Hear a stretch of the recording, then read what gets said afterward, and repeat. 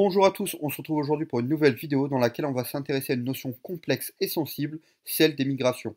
Cette notion est au cœur du programme de quatrième, mais aussi au cœur de l'actualité.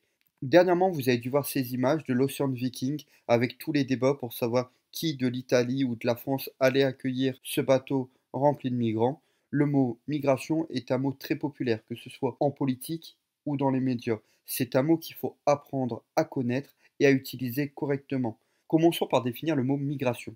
Je vous ai choisi trois définitions différentes pour un même mot. Ça montre aussi la complexité de cette notion.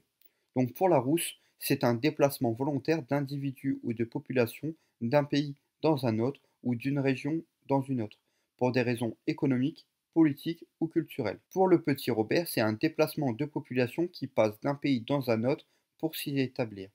Pour Géoconfluence, la migration est le fait de changer de domicile pour une durée longue ou définitive. Dans un premier temps, on va revenir sur la définition du petit Robert, puisqu'il parle d'un changement d'un pays à un autre.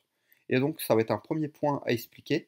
On a deux types de migration. Les migrations intérieures, ou ce qu'on appelle les migrants intérieurs, et les migrants internationaux. Les migrants intérieurs, c'est ceux qui vont déménager. Si vous habitez dans le nord de la France et que vous allez vivre dans le sud, vous migrez, vous vous déplacez. C'est ce qu'on appelle un migrant intérieur ou un migrant résidentiel. Les migrants internationaux, c'est ceux qui vont changer de pays. Dans un second temps, on va s'intéresser à l'histoire. Les migrations sont un phénomène ancien. C'est quelque chose qui a, même si on n'aime pas dire ça en histoire, toujours existé. Les hommes de la préhistoire, du paléolithique ou du néolithique, se déplaçaient régulièrement.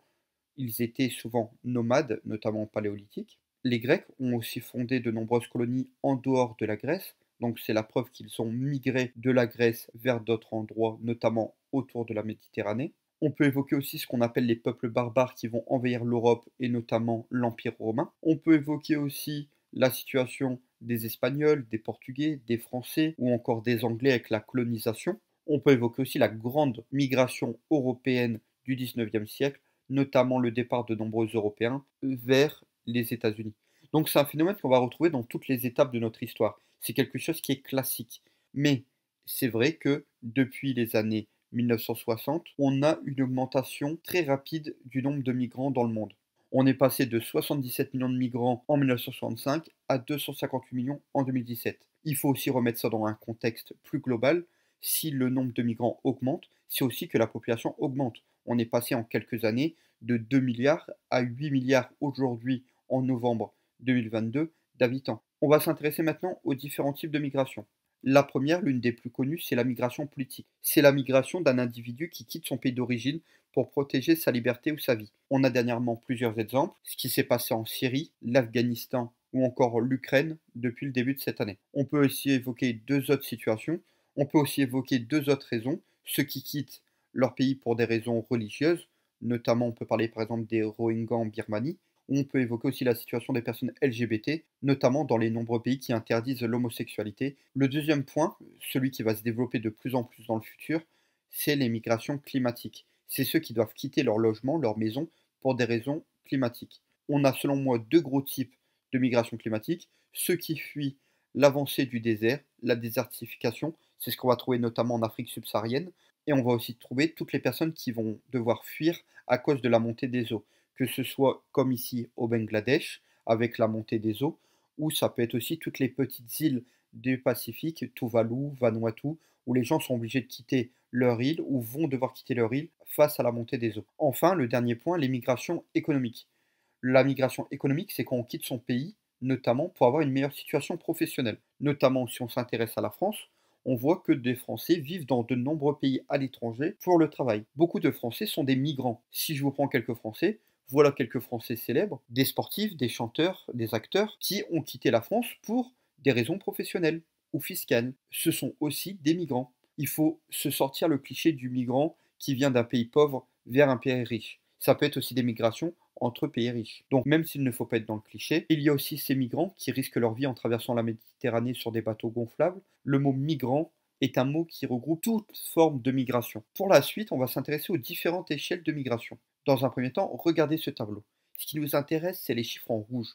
Si vous regardez bien, la plupart des gens qui quittent l'Afrique restent en Afrique. La plupart des gens qui quittent l'Asie restent en Asie. La plupart des migrations sont à l'échelle locale ou régionale.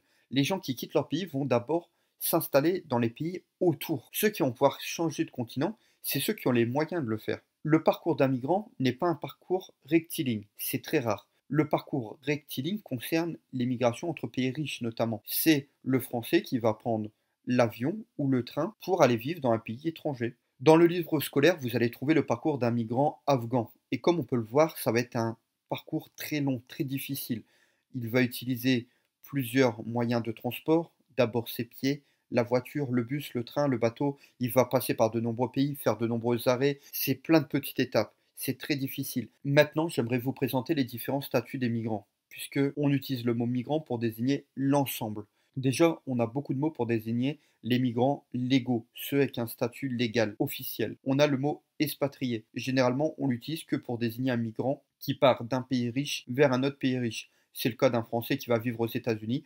On va dire qu'il est expatrié. Le migrant qui quitte son pays pour des raisons politiques, qui fuit pour sa vie, il va pouvoir obtenir au bout d'un moment le statut de réfugié. Donc c'est un statut légal qui le protège. Il a le droit de rester dans ce pays car il est réfugié. Avant cela, il est ce qu'on appelle un demandeur d'asile. C'est quelqu'un qui quitte son pays et qui, en arrivant par exemple en France, demande l'asile. Il demande la protection de la France. Après, on a les migrants qui rentrent illégalement dans le pays, qui en plus ne se déclarent pas, ils ne demandent pas l'asile, et donc qui séjournent, qui restent dans le pays de façon illégale. Et dans ce cas-là, on parle de clandestin. Mais que vous soyez réfugié, clandestin ou expatrié, vous êtes un migrant. Point très important, l'immense majorité des migrants sont des migrants légaux. On ne quitte pas son pays comme ça sur un coup de tête. Ça coûte très cher. Donc la majorité des migrants sont des migrants légaux, puisqu'ils soit ils ont les moyens financiers d'aller vivre ailleurs, soit ils ont dû quitter leur pays pour des raisons politiques. Un Ukrainien, un Syrien, un Afghan va être un réfugié. Donc il va être là de manière légale. Donc il faut bien comprendre que la part des clandestins est très minime. Enfin, dernier point que je vais évoquer avec vous, les effets des migrations. Les migrations vont avoir des effets sur les pays de départ et sur les pays d'arrivée. Pour les pays de départ, ça va permettre de baisser le taux de chômage. En effet, vu qu'une partie de la population va quitter le pays, on va avoir de moins en moins de chômeurs. On va aussi avoir qui vont envoyer une partie de leur argent dans leur pays d'origine. Ça va permettre à leur famille d'augmenter leur niveau de vie. Dans les points négatifs, par contre, ça va diminuer le nombre de main-d'œuvre dynamique et qualifiée disponible. On peut prendre par exemple le cas notamment des médecins roumains qui viennent pratiquer la médecine en France. C'est une main-d'œuvre qualifiée en Roumanie qui quitte leur pays pour aller vivre en France et donc c'est des médecins qui vont manquer peut-être en Roumanie. Pour les pays d'accueil, on a aussi des effets ambivalents. L'arrivée des migrants va permettre notamment d'accroître la population et de ralentir son vieillissement. Ça doit vous rappeler les dernières vidéos que j'ai sorties. On va aussi avoir ce qu'on appelle des migrations hautement qualifiées. C'est ce que notamment vont pratiquer les États-Unis, l'Inde, la Chine. Ils vont faire venir les cerveaux de pays riches. C'est ce qu'on appelle le brain drain, excusez mon accent anglais, ou la fuite des cerveaux. Mais on va aussi avoir des migrations faiblement qualifiées. C'est notamment des gens qui vont accepter les métiers les plus durs dans nos pays, ceux que personne ne veut finalement. Aller travailler sur les chantiers de BTP, ou encore faire de la livraison de repas. Des métiers difficiles. Point négatif, leur intégration est parfois délicate. Vous le savez, vous avez la télé, vous écoutez à peu près ce qui se passe, les migrations sont rarement bien accueillies par une frange de la population. Heureusement, dans beaucoup de pays, les réfugiés sont encore les bienvenus. Voilà, je vous montre mes sources rapidement. Merci à tous d'avoir suivi cette vidéo jusqu'au bout. N'hésitez pas à vous abonner ou à laisser un commentaire si elle vous a plu. Et nous, on se retrouve bientôt pour une nouvelle vidéo.